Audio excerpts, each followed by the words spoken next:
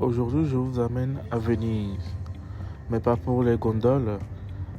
On va découvrir un truc beaucoup plus fascinant, les souffleurs de verre. Regardez, ici chaque pièce est faite à la main. Le verre est chauffé à plus de 1000 degrés, puis façonné en quelques minutes seulement. C'est vraiment impressionnant.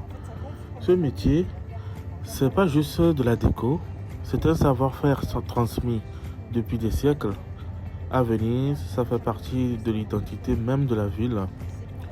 Chaque objet est unique, pas de production industrielle ici, et c'est justement ce qui fait toute sa valeur.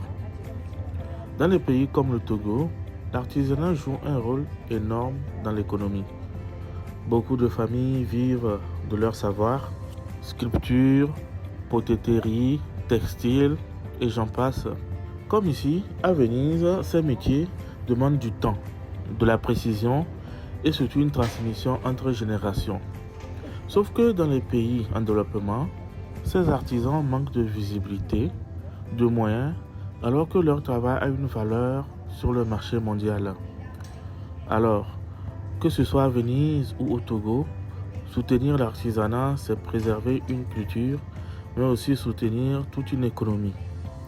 Généralement, dans nos pays, l'on ne se rend pas compte de la valeur ou de l'importance de l'artisan, alors même que c'est un métier en lien avec la nature, c'est un métier qui respecte l'écosystème et qui se projette.